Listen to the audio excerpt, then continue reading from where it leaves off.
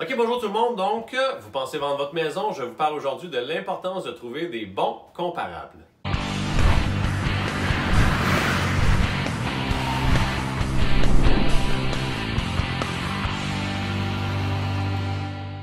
Ok, donc, vous pensez mettre votre maison sur le marché ou elle l'est déjà peut-être et vous voyez ce vidéo. Je vous parle aujourd'hui de l'importance de trouver des bons comparables. En fait, quand on établit la valeur de sa propriété, évidemment, comme l'expression le veut un peu, il faut comparer des pommes avec des pommes et des oranges avec des oranges. Donc, quand vous voulez savoir combien votre maison vaut, évidemment, si vous avez un plein pied à vendre, ou souvent on dit un bungalow, puis votre voisin a vendu l'année passée, sauf que lui, il a une maison à étage, qui avait une maison à étage à vendre puis qu'il l'a vendue, ou comment on dit ça déjà, un cottage, un cottage. En fait, c'est probablement pas un bon comparable. Il y a des gens qui magasinent juste des pleins pieds, il y a des gens qui magasinent juste des maisons à étage, il y a des gens qui magasinent juste des split level, il y a des gens qui magasinent tout ça, puis ça a plus ou moins d'importance. Mais c'est important que quand vous magasinez, ou plutôt quand vous comparez qu'est-ce qui est alentour de vous, que vous assurez de comparer avec les bonnes choses. Il y a certains points que ça peut être différent, mais qu'on peut venir établir une valeur par rapport à ce point-là, mais je m'explique parce que je comprends que ce n'est pas très clair ce que je viens de dire là. Exemple, votre voisin, la maison se ressemble beaucoup, elle a été construite à peu près dans les mêmes années, c'est sensiblement le même type de propriété, lui, son sous-sol était fini, puis le vôtre n'est pas fini, mais dans le fond, c'est juste d'établir combien ça vaut de finir un sous-sol, puis après ça, on va pouvoir faire un ajustement. Votre voisin a vendu 200 000, son sous-sol était fini, vous avez exactement la même maison, puis ça coûte 10 000 finir un sous-sol, puis vous, il ne l'est pas. Bon, on pourrait dire assez rapidement que la valeur de votre propriété va être à peu près 190 000. Ça fait assez du sens.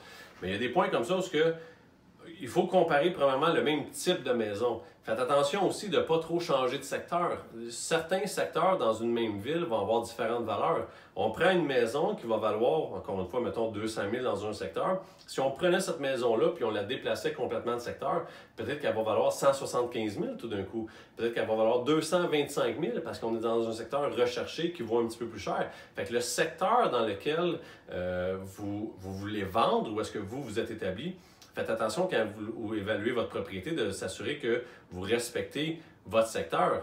Il y a certaines améliorations. Tantôt, je parlais du sol fini, mais un garage aussi. Un garage, si votre voisin a un garage, puis vous n'avez pas, ou vous n'avez un, puis le voisin n'a pas, puis le voisin a vendu, bien ça, c'est juste d'ajouter ce que ça coûterait d'avoir ou de ne pas avoir le garage pour déterminer la valeur. Mais il y a des points comme ça que c'est juste des améliorations qu'on peut venir faire entre-temps ou plus tard dans le temps, puis on établit la variante par rapport à ça. Mais des points aussi qui sont importants à considérer, ça va être l'année de construction. Si vous regardez dans votre ville qu'est-ce qui s'est vendu ou qu'est-ce qui est à vendre, puis vous comparez avec votre maison, si votre maison a été construite en 1975, puis vous regardez avec des maisons qui sont construites en 2005, là, peut-être que ça peut sembler évident parce que vous êtes en train d'écouter cette vidéo-là et vous dites, ben oui, c'est évident, mais souvent, on fait cette erreur-là quand on veut évaluer une maison. C'est important de respecter les années de construction, de respecter les secteurs, de respecter le type de propriété qu'on a. Et puis, après ça, c'est les matériaux qui sont utilisés. Une des choses qui est difficile de les quantifier, c'est la qualité des matériaux de construction. C'est sûr que une maison en vinyle va valoir moins cher qu'une maison en briques.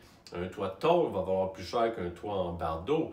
Mais toutes ces choses-là, en fait, il y a tellement de caractéristiques différentes quand on veut vendre notre propriété que quand vous regardez qu'est-ce qui est à vendre, qu'est-ce qui s'est vendu, puis à quel prix, assurez-vous de bien regarder tous ces points-là. Le nombre de chambres à coucher, les revêtements de plancher, les fenêtres, les portes, la toiture, est-ce que ça a été rénové récemment ou non? S'il y a des installations septiques, ça date de quand?